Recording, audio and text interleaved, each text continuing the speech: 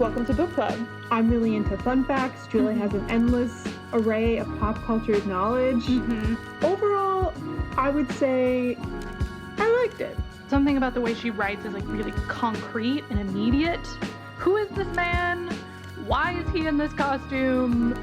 Like, why did he drop a squid? Like, you teased some juicy deets about the creation of this book. This is, again, what Victoria finds interesting, not what is actually most important about these people. What stories are we going to tell ourselves about this year? Welcome to the party.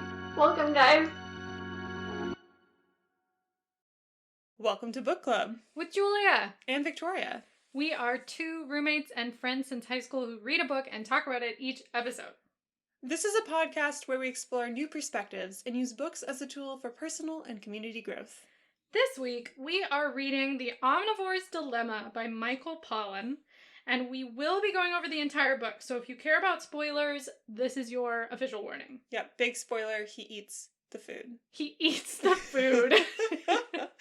But for all of you, whether or not you've read it, we hope you enjoy this conversation. Welcome to the party. Welcome! And a very special welcome to our friend of the podcast, newly joined official member of Book Club with Julie and Victoria as our project manager, yes. The wonderful Rebecca Gesme. Woo! Hi, guys.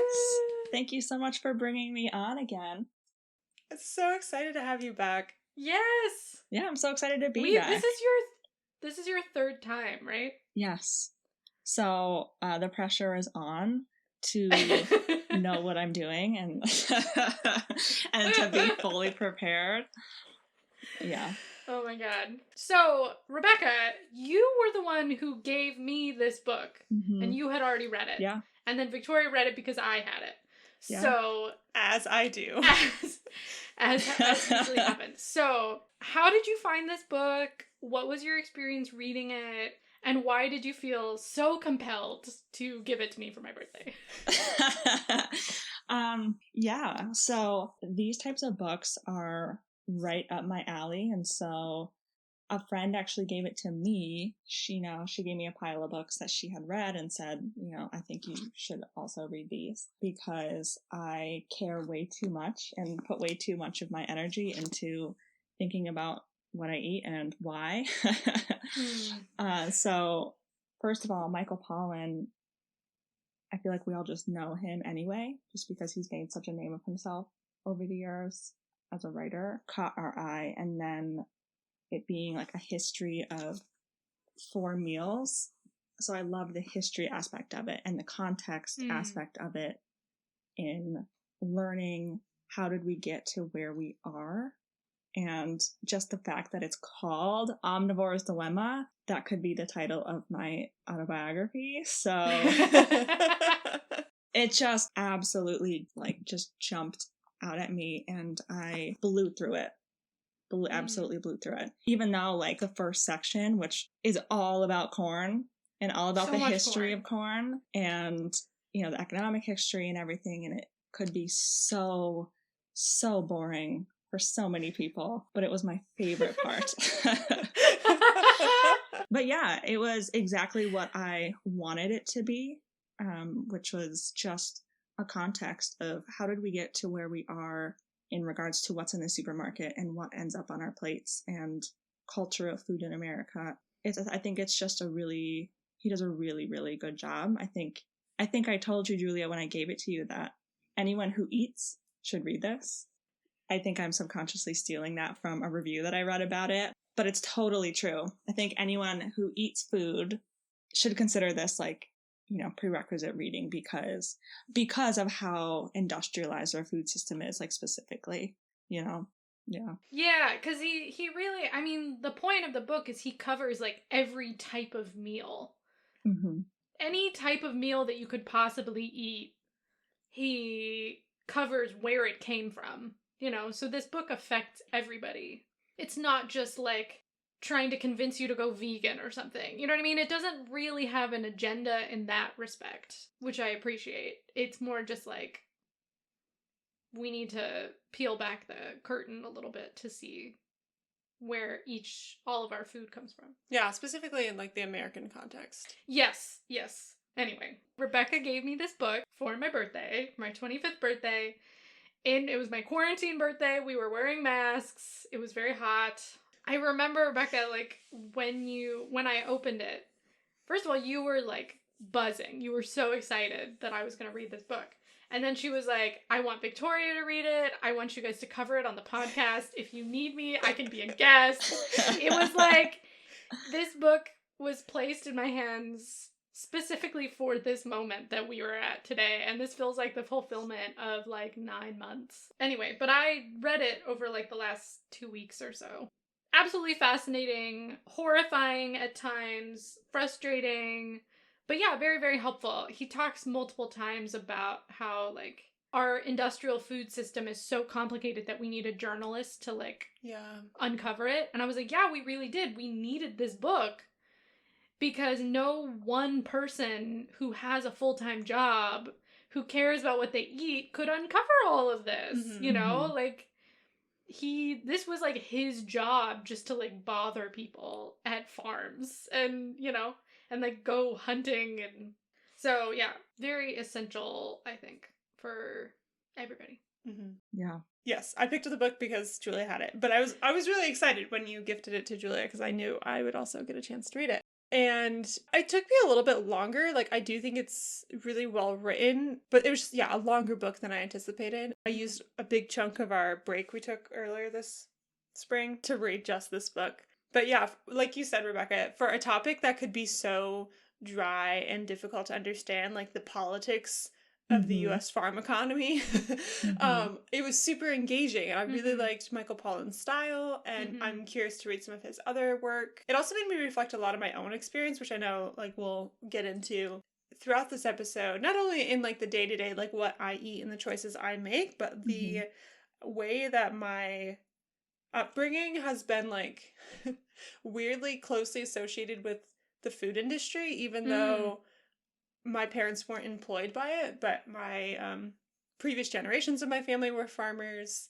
And I moved a lot as a child, but lived in 2 towns in Michigan that are known for their packaged foods. Like those employed a lot of my friends' parents, Kellogg's and Jiffy. And then I moved to Bakersfield, where Julia grew up as well, which is very, very heavily agricultural based. Lots of dairy, lots of produce. And so I just kind of like picked up a lot of things by being around it, or I feel like I've had more of a peek into the world of food than the average American might, but at the same time I'm still so distant from it. Like even those experiences, like going to learn about Kellogg's cereal as a child, it was super like Kellogg brand marketing themselves. Like it wasn't really like where does the corn from our cornflakes come from? It was just like, look at this beautiful invention from Kellogg himself. He invented the cereal flake. So overall, I enjoyed the book and made me think a lot about a lot of things.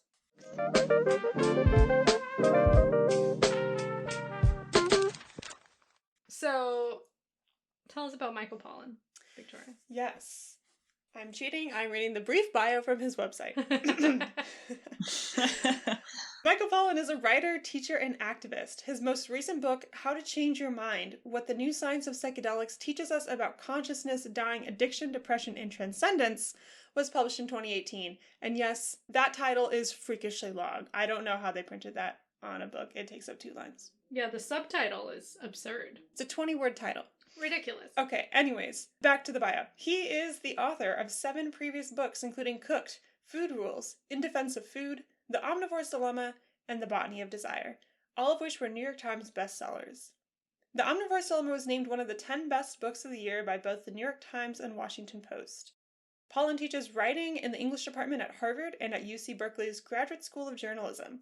Several of his books have been adapted for television. A series based on Cooked came in 2015 and is streamed on Netflix, and The Botany of Desire and In Defense of Food premiered on PBS.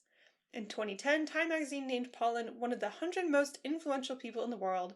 Pollan lives in Berkeley with his wife, the painter Judith Belzer. So yeah, it's interesting knowing that his work took him into the world of psychedelics after, maybe at the same time, but chronologically, that book came after The Omnivore's Dilemma, which has this whole section on mushrooms. Yeah. And he's like super fascinated and into mushroom culture. In 2020, along with I believe his name is pronounced Dr. Keltner, and others, Pollan co-founded the UC Berkeley Center for the Science of Psychedelics. Okay. The center will conduct research using psychedelics to investigate cognition, perception, and emotion, and their biological basis in the human brain. So that's where his current research is taking him. So yeah, like Rebecca said, he is a prolific writer, though honestly, I don't know if I knew his name. Like, maybe I would have recognized, like, I know he was influential with Food Inc., the documentary that came out. I think I actually heard of him first from the psychedelics research because he was interviewed by Terry Gross, our Lord and Savior Terry Gross. And that's, I think, how I first got my introduction to him. And then his name is just memorable. And so whenever I see it pop up in the New York Times or anything, like he'll write op-eds, you know, here and there. Yeah. And I just generally been following him. But this book came out in 2006. So it is a bit old, and I do think we should go over that. And I found a New York Times article that he wrote in 2016. So yeah, thanks for reminding us. This book is a little bit old, and we actually read the 10th anniversary version, which he has like a new intro for, where he kind of afterward. Yeah, where he kind of addresses like a little of the backstory of writing this book. Like he thought he might be a little late to the game in writing this, and was like blown away how much it blew up and people were interested, and like gives kind of like a optimistic, like, oh, like now we have so much more interest in this, where our food comes from, but then also like there's still work to be done. It was first published in 2006, right? And the thing that happened over those 10 years is the entire millennial generation became adults.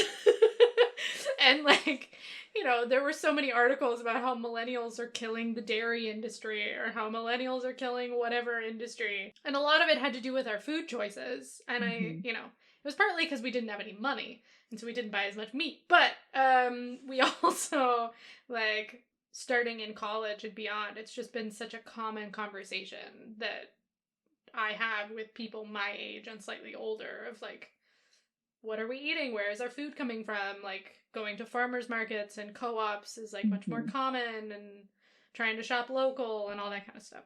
Which I think is kind of a reaction of, at least from my personal experience, like my parents were the opposite, right? Like I grew up on Hamburger Helper and TV dinners, and my parents had no idea that that was unhealthy for us. You know, it was easy and it was convenient, and I think, at least for me personally, it was just like an extreme overcorrection of like, I want to be hyper aware of what I'm eating. And I think for me personally, that has kind of been the cause of it. And I am curious to hear from you guys where you think that curiosity comes from for you. For me, it started from an environmental standpoint. I had a close friend of mine who was doing research on, I'm going to butcher her topic, but it was around water availability and droughts, specifically in Namibia. After being a part of that research and learning, and she'd studied abroad there, she made choices in her own life to cut back on meat particularly. And that was kind of like an entry point for me of like, oh, I hadn't really thought about this before. And like, I know people don't eat meat because of they care about the animals, or maybe they don't like how their body feels when they eat meat, if it doesn't settle well with them. But I hadn't thought about like the water and the fossil fuels and like all the other things that go into what we eat. The main change is just kind of like shifting the focus of my diet. I haven't really taken any like huge leaps, other than I don't really eat beef or pork. But this book specifically made me think more about, like, am I drawing arbitrary lines for myself? What are my actual values when it comes to meat? Like, if the meat came from, if I got beef from a CSA that, like, is really focused on sustainability in their practices of raising cattle, like, that seems aligned with my values of why I stopped eating it in the first place. But sometimes it just becomes this, like, easy line to draw. But then it's like, how many chickens am I consuming or turkeys am I consuming that are unsustainable or, you know, lived terrible lives. But I just drew the line, like, between pigs and chickens and called it a day. I feel like I had sort of an odd experience because people think of Bakersfield as like this hick farm town, but it's like this giant, it's a city, and it's surrounded by these giant industrial farms that feed like the entire country with everything. So I was like surrounded by fresh produce, and a lot of the stuff that my mom bought just happened to be organic, and she wasn't really like, I don't know, there wasn't any particular political mission behind it. It was just like I ended up eating a lot of organic foods because my mom really liked Trader Joe's. And then it was, I think when I moved away to college, that I had to start thinking more seasonally. If I want to eat good fruit, like I want it to be from close by and I want it to be seasonal. And I feel like that's where it started for me, was like, these strawberries don't taste very good. I need to figure out what fruit is in season and what's from close by. I'll get into it more later, but I have a lot of problems with animal rights activism in the more extreme cases because their arguments tend to be extremely ableist. And so, like, that, like, always rubbed me the wrong way. And so I feel like they were... And so I think it took for me to understand the environmental impacts of the industrial food industry and animals in particular that I was finally like, oh, okay, this I can get behind, rather than just like, the animal is sad. I'm like, so am I. I am also sad. I think there's a bigger ecological and like, you know, he ties it a lot to capitalism in this book, which I feel like is it exploiting human beings as much as it exploits the animals. And anyway, so that's what got me more on board. The premise of the book is essentially he traces the origin of like 4 meals. It's basically this question of like, where does our food come from? And it seems like a really complex question because it is. We've become so distant from the sources of our food that he felt the need to like go track down every single piece of different meals. So essentially the 4 meals are like a fast food, like McDonald's situation. And then he has 2 different organic meals. One is like industrial organic, like food that you would buy at like a Whole Foods or something. And then the other is like local, hyper-local farm fresh food from like a small independent farm. And then the 4th one is a meal that he hunted and gathered for himself. And so then he sort of traces the origins of that. And it gets way more complicated than you could ever imagine. So, yeah.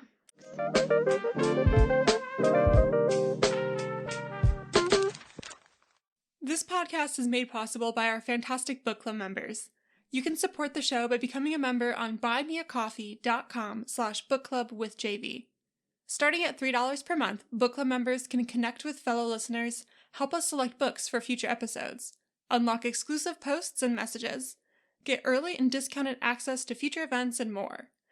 And if you want to take your support to the next level, you can join the TISM tier, which starts at $5 per month. The TISM tier is all about autism. Are you an autistic person looking for community? A possible neurodiverse person looking for resources? Or an ally hoping to learn more from an actually autistic person?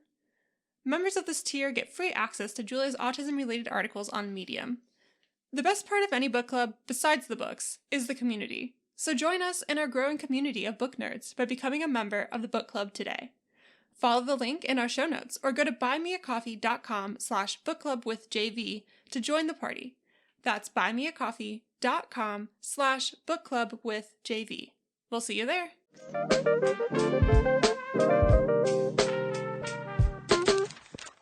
So I think we'll start with corn. Yeah, do you want to take us into the first meal? Absolutely. Tell us about corn. Never thought you'd ask. This is my moment to shine. So I also think it's important to mention that I am from rural Minnesota. I was raised by farmers. I was not raised on a farm, but from a family whose culture is all around farming. And when I was in high school, I worked on a corn farm, and Oh, it was a corn farm. What? I knew you worked with the alpacas, which is one of my Yeah. favorite fun facts about you. I did that too. This was first. This was Okay. like before I could drive. I would like help them harvest in the morning, and then I would go and like sell it on the side of the road, 25 cents an ear. Oh my gosh. Wow. But yeah, it was a lot of fun, and I learned a lot for sure about everything that this book talks about. So that being said, so this whole first part is about the industrial meals, and the Mhm. first part of that is corn. So in some, corn is just absolutely everywhere. Mhm. And he gets a lot into the specifics about what exactly the ingredients on the back of, all of your food labels and how each one can like trace back to corn. He says that if there's about, on average, 45,000 items in your typical grocery store, about 25% of them will contain corn or corn, derived ingredients. So to go over, the deep dive into the history of corn, he goes and he hangs out for a while with a farmer in Iowa who, that family farm really illustrates the history of corn because it's just been passed down from family to family. And so he talks about the way that he currently grows corn versus the way like his great great grandfather grew corn and how different it is. But basically, it was never a way that farmers made money. Corn was never profitable. Corn was just Mhm. there, to feed local families. But because of advancements in fertilizers, there was no more need for crop rotations, and then it became like a monoculture, and then the government stepped in at one point. I think it was during the Depression. I could be wrong about that. To help farmers who were losing money by growing corn because it was more expensive to produce than like what they actually sold it for. The government stepped in and gave farmers direct payments to kind of make up the difference. And then on top of that, farmers were producing more and more and more to try and make ends meet. And then all of a sudden, even at this time of publication in 2006, he said that these subsidies made up about 50% of corn farmers' income. So corn just became extremely profitable. There was no need to grow anything else on your farm. And then we ended up with this insane surplus, and we just haven't seen the end of it, basically.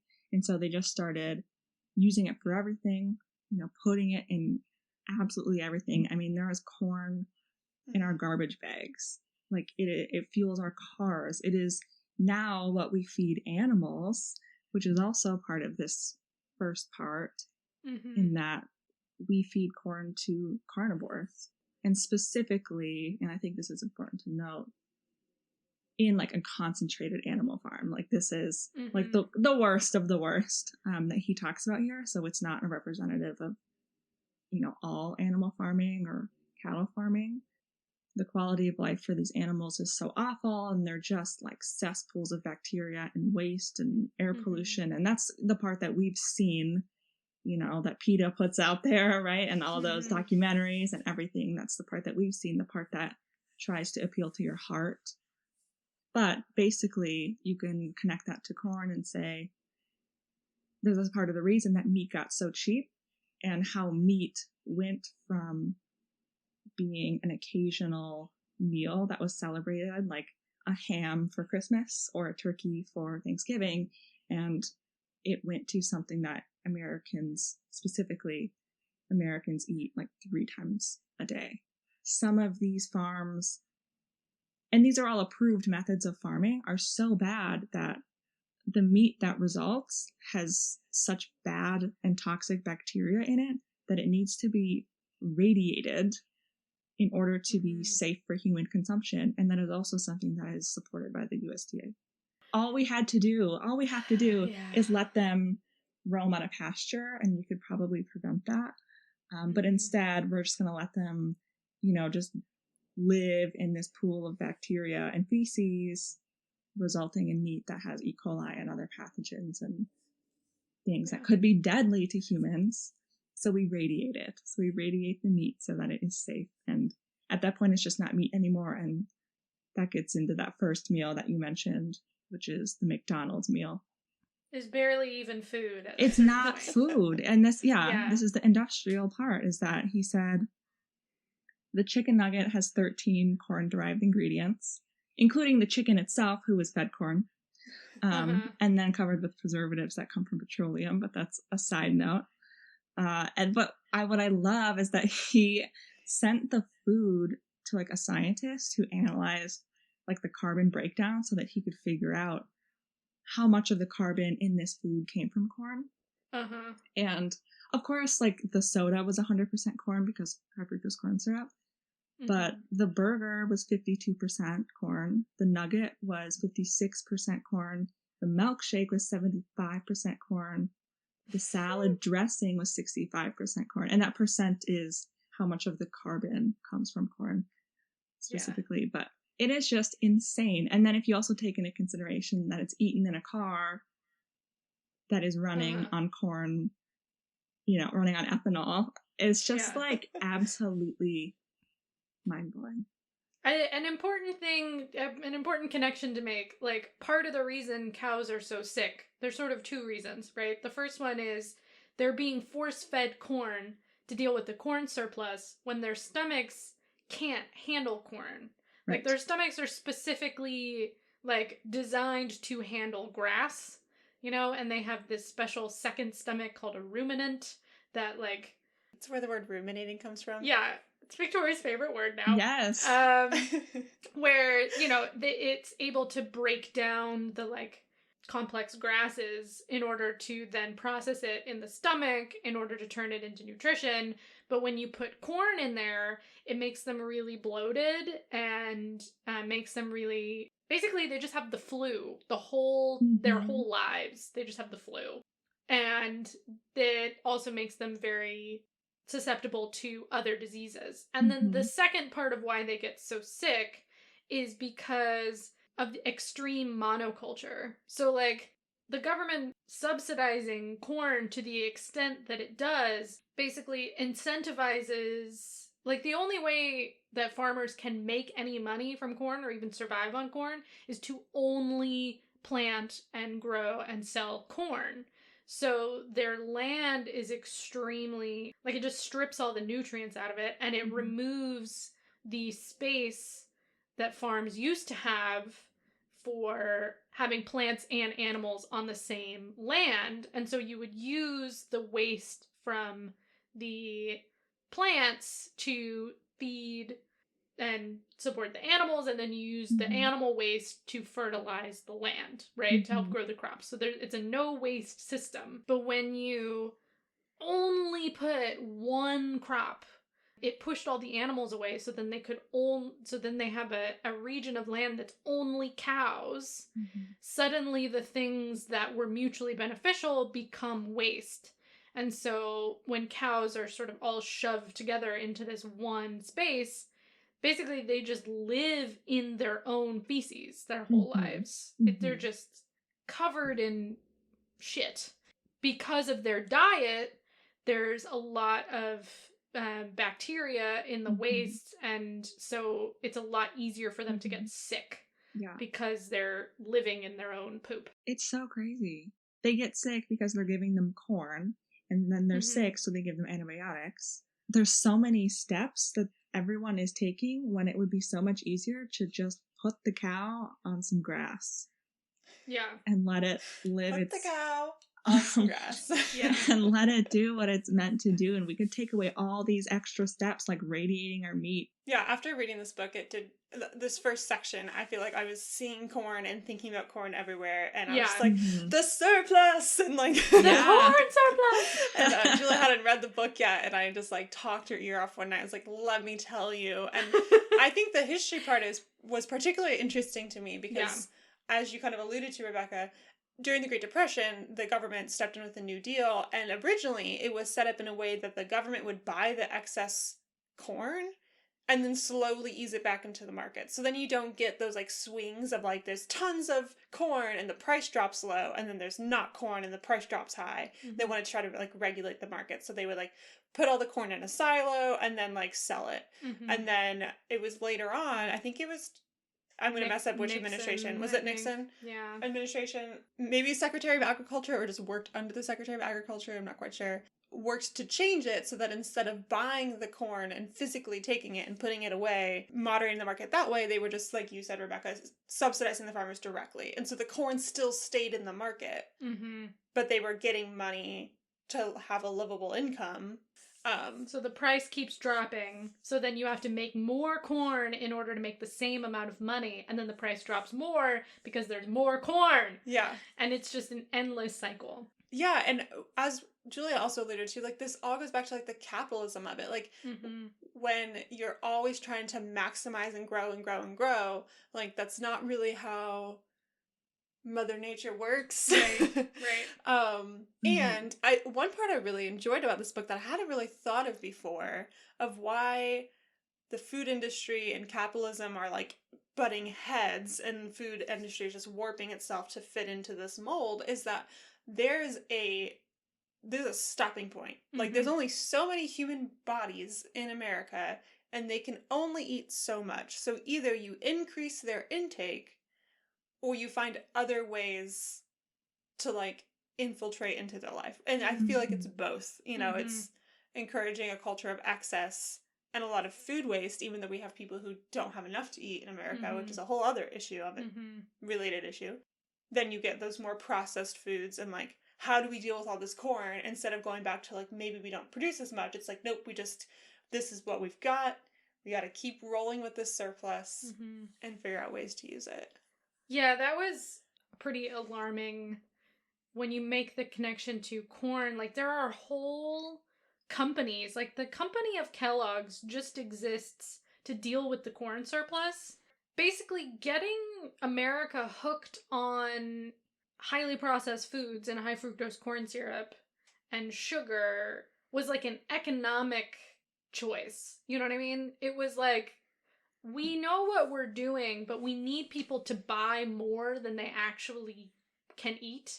And we need them to specifically get hooked on this, like, you know, substance that's going to be harmful to them so that they can eat more, so that we can sell this product that we have too much of. One of the major takeaways for me from this book is, like, capitalism and feeding human beings and sort of the cycle of food are just fundamentally incompatible, and it just really does not work. You end up with food that's less healthy, you end up with an earth and soil that's less healthy, and you end up with people that are less healthy. And the government just hasn't, has served the needs of the large corporations that produce and sell food over the, health of its citizens. Really gets you fired up. Yeah. One element of this book, I mean, we've kind of touched on it, Michael Pollan's writing style is really engaging and makes reading about corn policy fascinating. But I also appreciate his compassionate and respectful approach towards the individuals who are, like, a part of the system. Besides that one government official who is very upset about how the corn policy changed, but otherwise it's not like, let's demonize this cattle rancher who sells his steers to this CIFO, but kind of like, well, why does he do it? And then, like, seeing what those problems and struggles are for cattle ranchers and for corn farmers, and understanding, like, how we got to this place instead of, like, sitting around and pointing fingers. And I think I tend to be pretty wary of, like, very activating, alarmist, like, the newest research says this thing is terrible for our bodies, or, like, I'm, like, over it. Like, I'm like, I don't need you to play on my emotions for whatever your end goal is. And I feel like Michael Pollan's approach as a journalist makes me, and maybe because I have a appreciation for journalists at my core, and writers who do this kind of investigation, that I don't feel like he's trying to sell me something. He's just trying to open my eyes and help me understand and answer those questions of what should we have for dinner and where does our food come from. So moving on to organic, the second section is technically about grass, or pasture, but really it comes down to like the meals and industries that we think of as quote unquote organic. During his investigations, he sort of realizes that there's like two worlds of organic. I guess you could argue like spirit of the law versus letter of the law organic. The organic food industry came out of the 60s and 70s as sort of a reaction against the highly processed foods that were coming out of the 50s, where everyone just ate Jell-O as salad and shit.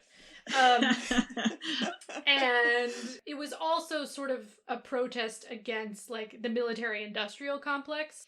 So this organic industry started as like grassroots kind of counterculture kids in Berkeley growing a community garden and being very bad at it. And then it sort of turned, like, if there were a few people who were successful and they turned them into farms. But over time, as the demand for organic food increased, industrial farming corporations saw that there was potentially some profit in organic.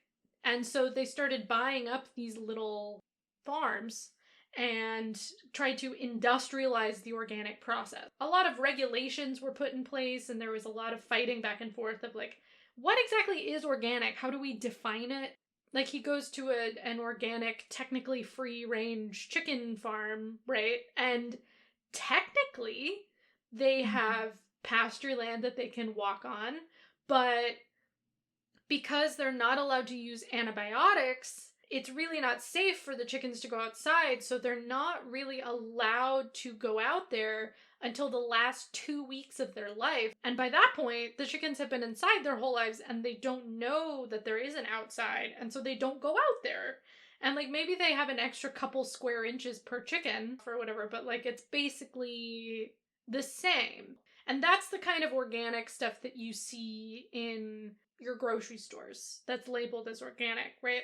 And then on the other hand, he investigates like a local farm that's technically not organic in the official government sense, but is sort of following the spirit of what the original organic farmers were trying to do, which is to create a sustainable, holistic kind of farming approach where the cows eat the grass, then, you know, their poop becomes fertilizer, which then the pigs aerate and they eat the corn that's in the fertilizer and they create compost, which then somehow it's connected to the chickens. The chickens come after the cows. Oh, so the cows yes. eat the grass. The cows get moved to a different part of the pasture, and the chickens come and they eat the bugs. They eat the larva. The larva out of the chicken poop, right? And their chicken poop also helps, and their pecking helps like prepare the soil, right? Because chicken poop is very nitrogen rich, which is what your soil needs for good grass. Yes, well, good plants in general. It's like all really interconnected. And so the two sort of meals that Michael Pollan gets out of it are like sort of investigating like what should organic be? What was it trying to do originally? And like how do we make choices that are actually sustainable versus just falling for the free range or organic kind of marketing that industrial organic is trying to use to sell us products. Mm-hmm. That part was really beautiful to me, but also alarming because it really showed me how far removed I am. Even as someone who thinks like she grew up in this really like agrarian culture. I mean, even the people that I know and family members that I have that are farmers, you are a turkey farmer, or you are a dairy farmer, or you are a corn farmer, or you are a beef farmer. It's just crazy how new it felt to me for someone to have diversity in their animals and like diversity in what they do, and to see how all the animals help each other and how this one unit can be like self-sustaining and it benefits everyone. And I just thought that was so awesome, but also we're so far from that right now. The organic stuff, yeah, super fascinating. It just makes my brain hurt. Because it's like you try to make the best decisions you can while you're shopping, and you're still like, do I trust it? I live in a city. I can't just grab fresh eggs from my neighbor's chickens. I don't know. I go to grocery stores. Like, yeah, making those decisions. It was like good to read, but part of me is also like, oh, I thought I had some answers. Now I don't know. Yeah. I remember talking to, one of my good friends whose dad works with, it's actually one of the companies gets a shout out in this book. And I was like, hey, yo! Because they're a big part of the industrial organic, process. And one of the things she was saying is, it's super, super expensive to get into organic these days, according to the regulations set in place by the government. Because basically you have to let the land sit for 5 years and you can't use it. And so in order to sort of handle the cost of being organic, really only major corporations can afford it. And so I'm like, organic, it doesn't quite seem to be working the way we think it's working. You know what I mean? I think we need to take a more holistic approach that doesn't necessarily follow the exact regulations or the exact definitions of organic, but rather to focus on biodiversity and mutual support. And the thing that I liked the best from this section was the idea of letting chickens be chickens and letting pigs be pigs, right? And I think it's very similar to concepts that we've talked about with regards to diversity in people, diversity in culture, diversity in neurodiversity, right? If you let people or organisms or animals do their thing, chicken love eating larvae out of poop. They love it. Not many people would opt to do that. Right. So we might as well let them be chickens. Let the chickens be chickens. There are mutually beneficial things that we all do naturally.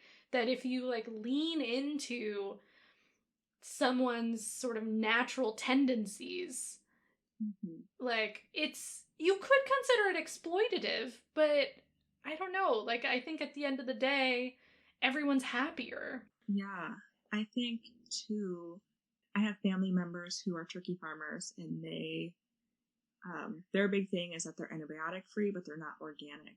And I've talked with them about why that is, and that's also what you said, is getting them organic feed and making it, organic to all of the specifications required is just really expensive. And so they're focusing on free range and antibiotic free.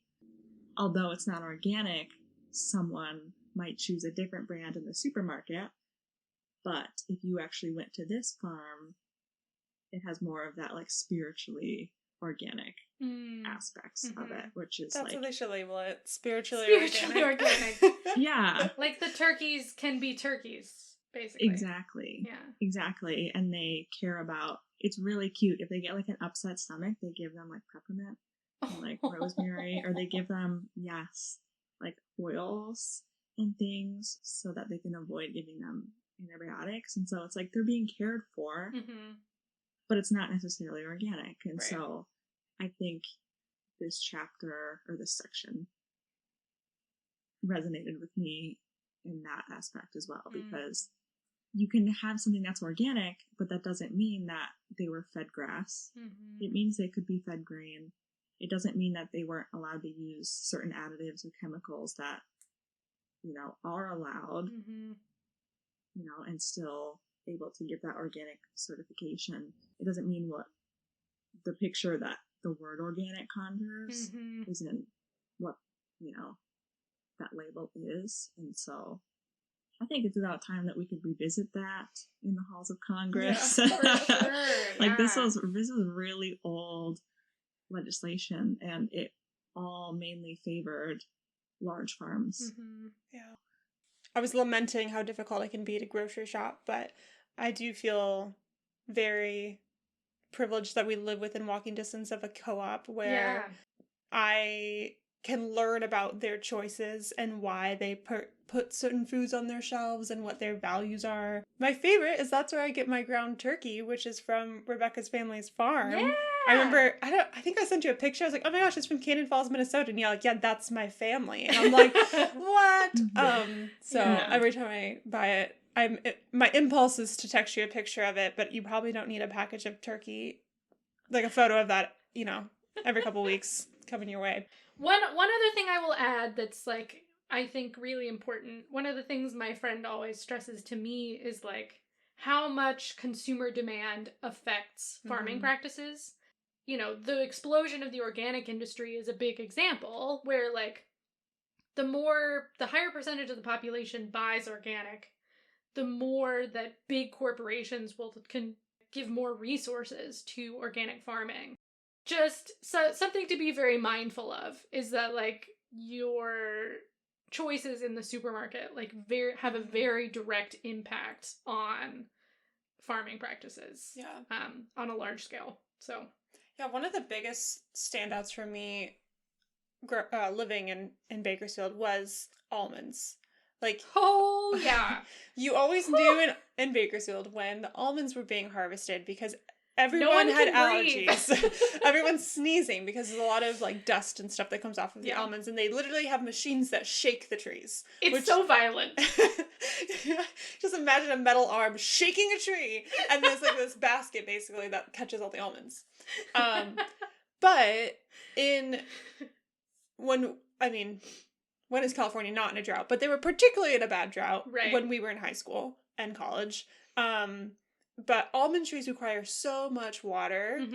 But farmers were continuing to plant and grow a lot of almonds because there was a huge demand for almond milk and almond products. And like, it kind of goes back to like, I'm sorry, but there's no easy answer. Like, if you want to decrease your dairy, dairy substitutes can be great. But there's also then like a whole industry has to build around that substitute. And if like, we're all swinging wildly with these different fascinations with nutrition because an article comes out saying like almonds are the superfood, the farmers do respond to that because they are a business and they need to stay in business and pay their employees and stuff.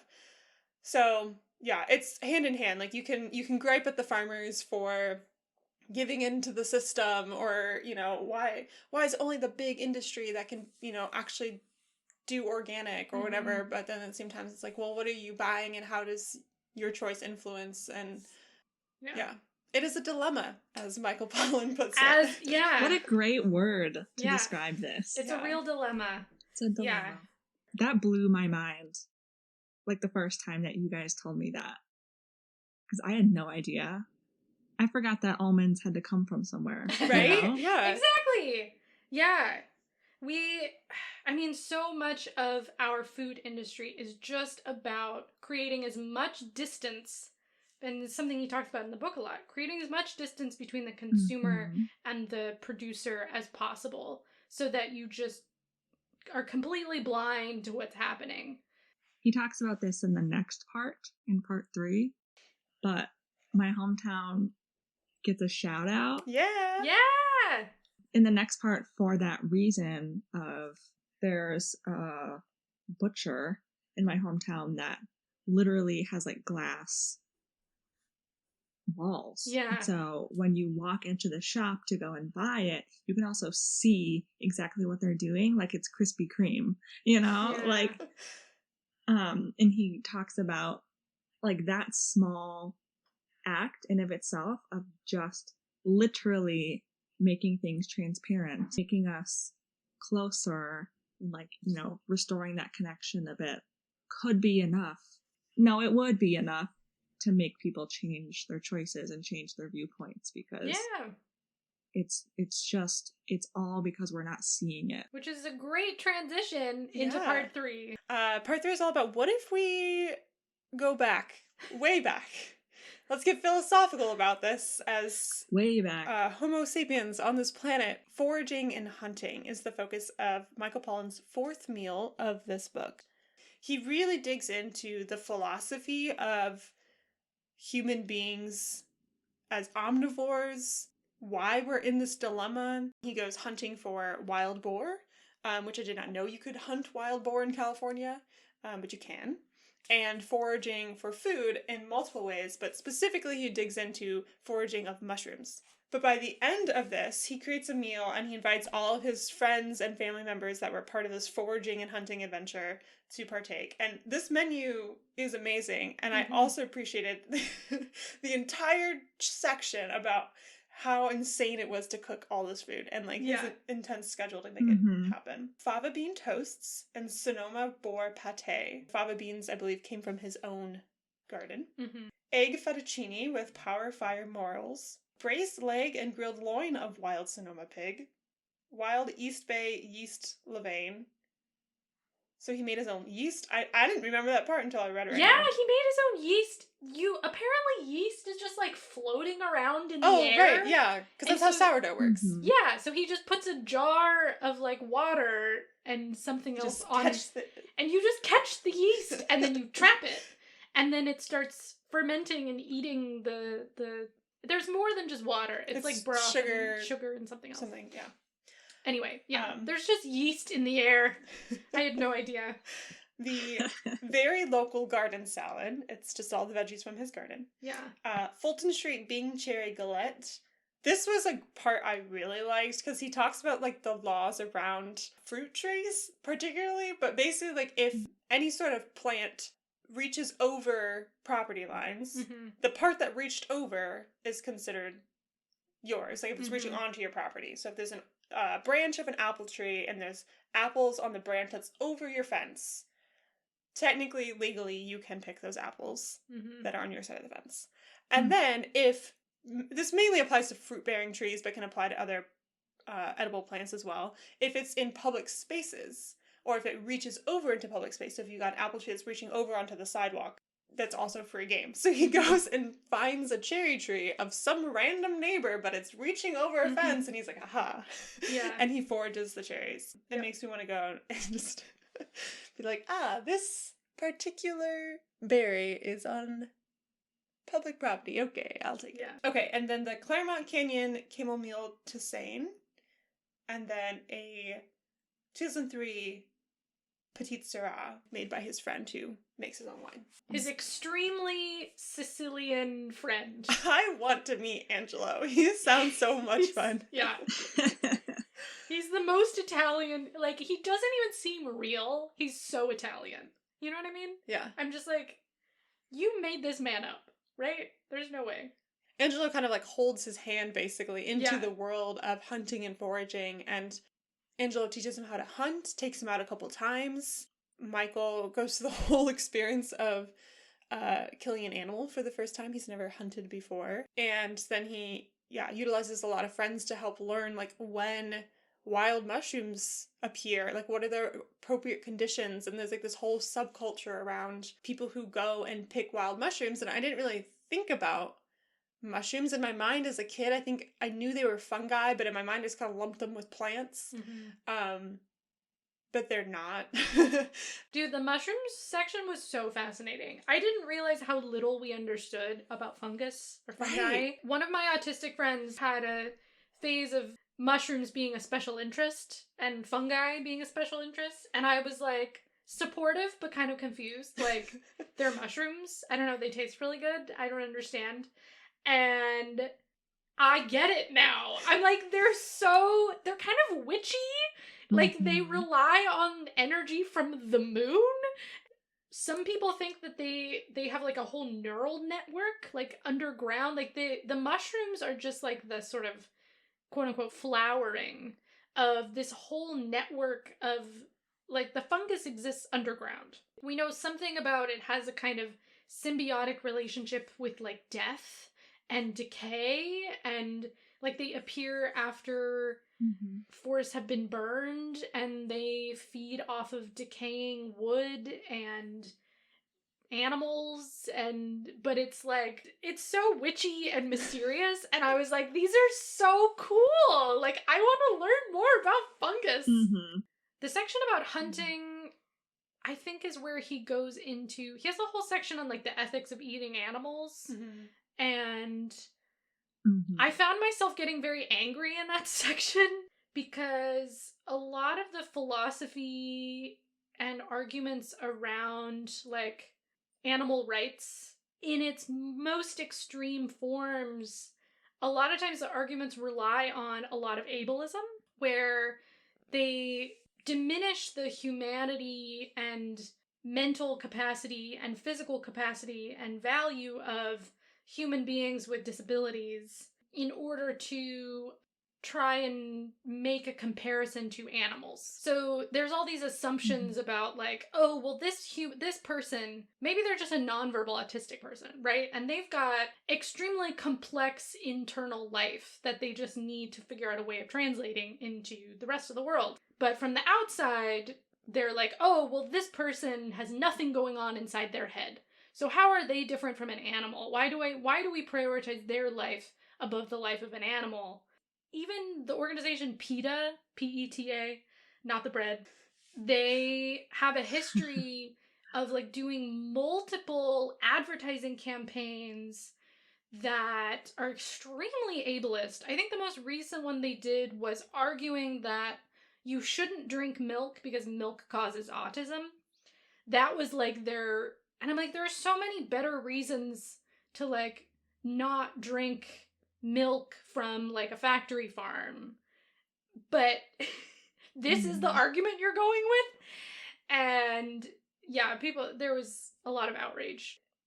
So I really liked where he took his whole exploration with hunting, where he basically put an emphasis on the health of an ecosystem rather than the health of using an extremely individualistic argument of like, what is this specific animal feeling and thinking, rather thinking about like death and decay are as much a part of life as, you know, living and eating, right? Like we wouldn't have fungus without decaying organisms. You know what I mean? We wouldn't be able to sustain ourselves without other things dying. Right. That's like a very much a part of the life cycle. And so I think we should focus on the health of the whole organism, the whole planet, the whole system, and try to allow animals and people and plants to just be themselves in a way that's sort of all mutually beneficial, rather than being like, you're never allowed to kill an animal. Then we would all die. As someone who is vegan, this chapter also presented one of the most compelling arguments that I've read for animal agriculture. And that ties into what you were saying of looking at it as a whole. I mean, if we remove animal farming, there are places on Earth that would be uninhabitable for humans. There are people that would starve. There are people that it is not healthy for them. You could argue that it's not healthy for me. I take a B12 supplement, right? Like, there's totally an argument for eating animals, and there's an argument for respectful death and death as part of life, and their life being worth something when there's like a ritual aspect of, you know, like blessing an animal before it is butchered. And I think that is how farmers feel, or at least some farmers that I know. And I think, like you said, I like how he goes into that in this part. And I think it is a dilemma. And I like that he presents just all of this information, all of this historical context, all of this philosophical information, but doesn't present any specific answer. You know, like, we still don't know. And all three of us read this book, and, you know, I'm vegan, you don't eat red meat, and, you know, Julia's pescatarian or whatever. I think this book both made me dive deeper into like wanting to be vegan, but also at the same time not wanting to necessarily be so strict about my label, because it's about a greater understanding, because you can be vegan, but your tofu might also be made from soybeans in South America that are tearing down the rainforest, which is the destruction of the rainforest is a huge problem, or the Amazon rainforest specifically. So eating a local beef, in a sense, would be a better choice than eating tofu that is burning down the Amazon, that was transported all the way to me, and all of these things. And so you really do need to take a step back and take a look at everything as a whole. I think, my biggest takeaway from this book too is that what we eat, what's for dinner, what's on the table is truly a dilemma, and there's not a one-size-fits-all approach to eating and nutrition, and I think there are opportunities for everyone to reflect on where their food's coming from and within their own means. We haven't even touched on how expensive a lot of the options are for more sustainable eating. And while some of us, like myself, I can say, oh, you know what, this is something I care about, I can spend more money in this area and spend less money in other areas of my life. Not everyone has that option to opt in, but we can all still, I think, take something from this, whether it's just reading the back of a label and opting for fruit that we know is in season versus fruit that is not, or checking out more of the local options available to you. I think I was just unaware of how much is available, and we also are really, all three of us live in a city with tons of farmers markets, which I'm so excited for those to start up again this spring. Just being able to meet actual farmers or people who work for farms and be like, oh, these cherries came from Wisconsin, and maybe the cherries at the grocery store did too, but I like the feeling of I know where my food came from, at least in this one meal. And I guess for me, another big takeaway is I'm just much more interested in gardening than I was before. My partner and I have started a little window box with our herbs, and I've grown some green onions from the little nubs of ones I bought at the store. Dude, green onions are the easiest things in the world to grow. Oh yeah, I'm baby toe forward, growing the very easy things that can all be grown within my apartment. But I'm really excited every time I get to use my basil, and I didn't have to spend $5 at the grocery store to get a tiny little packet of basil. Yeah. I feel like I left with a stronger sense of the bigger picture, and the way that food is a very nuanced issue, and it looks a little bit different for everyone, so I should just support everyone making mindful and informed decisions.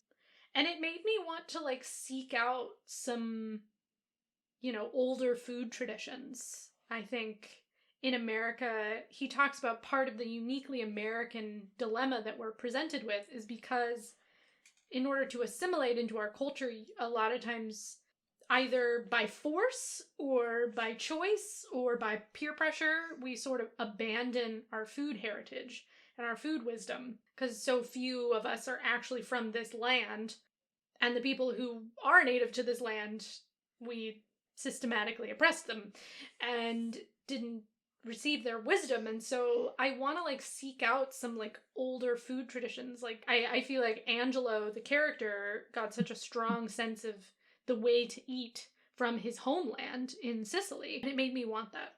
So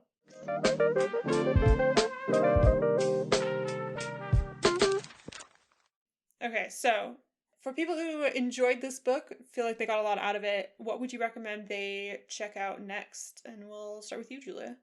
Actually, I think Sapiens by Yuval Noah Harari, which we have previously covered on the podcast. I didn't expect to find so many parallels, but I totally did, in terms of the domestication of grains and that history, but also the connection between imperialism and industry and food and science. Surprising connections there. And then if you specifically were intrigued by the fungus discussion and the mushrooms, there is a documentary called Fantastic Fungi on Netflix that I am now very interested in watching. What about you, Rebecca? In 2016, 10 years after this book came out, Michael Pollan wrote an article in the Washington Post just kind of reflecting on everything that had changed both in culture and I think as an impact of that, everything that's changed like for farmers and supermarkets and things like that in the 10 years since that book was written. I would definitely check that out. It is called A Decade After Omnivore's Dilemma. Michael Pollan sees signs of hope, which is kind of heartwarming. I think if you're interested in, well, if you're like me and you're really focused on the animal aspect of it, the book Eating Animals by Jonathan Safran Foer is amazing. If you're interested in the climate change aspect, Jonathan Safran Foer also has a book that came out relatively recently called We Are the Weather. That specifically is about how animal agriculture ties to climate change, and it's definitely much more persuasive, a little more one-sided than this book. But Eating Animals is really good. It's a little bit old now, and he's not a strict vegetarian or anything. He still eats meat, and it's a really good exploration into deciding whether or not you want to do that with your diet. My recommendations, Julia's mention about cooking and exploring foods from older food traditions reminded me of a cookbook that my partner and I have cooked from a few times called The Sioux Chef's Indigenous Kitchen by Sean Sherman with Beth Dooley. And especially if you're from like the northern Midwest, it's a lot of Sioux original indigenous recipes that are also like, it uses the things that are native. There was like certain plants that Vern and I weren't even aware of. We were like, oh yeah, I guess juniper is something you can cook with, question mark. And we've had a lot of delicious meals from that. And I mentioned I've gotten into gardening recently, or at least I'm excited about it. I don't know how much I've gotten into it yet, but Ron Finley, known as the Gangster Gardener, he has a masterclass available, and I'm going to look, and maybe we'll include it in the show notes if he's got other resources that are free, because I do know a masterclass is a paid subscription. But he has really influenced my idea of gardening and just taking whatever space you have, even if you live in an urban environment. Like, gardening doesn't have to be something you only do when you're in your 50s as a homeowner, or something that like people do if they own a lot of land. It can be just like your everyday kind of thing, and how it helps beautify and build and grow communities and give us more access to fresh vegetables. Kind of like we talk about the green onions. You feel like you're hacking the system because you're growing it yourself. Ron Finley also influenced me to start a compost in my own apartment, in a bin. If you know anything about vermiculture, which is the use of worms for composting, please send me all your recommendations. I still feel like I'm doing it wrong. My brother, after I lamented that I think my worms don't like me and they keep trying to rebel and leave their little container, and I think their soil isn't the right pH level, he just like sighed at me on the phone and was like, I think you need to get a dog. Because I am putting too much emotional stock into my worms currently, but I am excited to get into composting. So, the best part of the show. Dun, dun, dun, dun. Currently obsessed. Rebecca, what are you currently obsessed with? What is bringing you joy these days? I forgot that you were going to ask this question, so I didn't prepare. My cats are currently snuggle. They look like the multi-headed dog, three-headed from Harry Potter. Oh my god. So they look cute. like one cat, so I'm currently obsessed with them. I am also watching season 20 of Keeping Up with the Kardashians. Oh my god. Because it's the last one, and that is what I go to when my work is just too much. And that's been bringing me a lot of peace and perspective and my vaccine. I am currently obsessed with my sore arm because my birthday is in a month, and I think I might be able to see my friends like you guys this year. So excited. I'm really happy about that. It's gonna be amazing. Yeah. I'm also underprepared right now. I would say I am a creature of habit. I'm still watching The West Wing. Indeed she is. I am currently obsessed with the springtime in Chicago. Just walking around the neighborhood, the flowers are blooming, and last year, early quarantine, unemployed, very anxious, walking around the neighborhood every day was kind of like my little piece of sanity. And I feel like it was the first time that I really observed spring so closely, because it was like I would take my morning walk, and then by my afternoon walk, some of the flowers would be a little bit taller because they had more sun. And like the next day, all of a sudden the trees started flowering, and then they would start leafing. And so I am currently obsessed with like walking my neighborhood every day and just like, oh my gosh, the plants, they're so pretty. You get emotionally invested in like specific trees. Yes, you're like, that tree is gonna bloom soon, and we're gonna be so happy when it does, and so proud of it. And I am currently obsessed with a very old anime from like, I think it started in like 98. This is like almost as old as me. It's called Cowboy Bebop.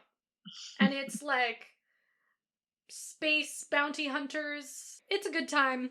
I've been really enjoying it. Kind of a slow build with like individual adventures in each episode. And yeah, it's fun. Well, thanks so much for joining us, Rebecca. We Yes. loved having you on. Thank you for gifting us this book. And I say us because technically Julia owns it, but I have it in my house and I read it first. Yeah. Oh, of course. Thank you guys for having me on today specifically, and also bringing me on as part of the book club family as well. This is the start of a really exciting journey. Rebecca's going to help us keep our shit together. Yeah, she is. She already is. Texting us, reminding us. Yeah.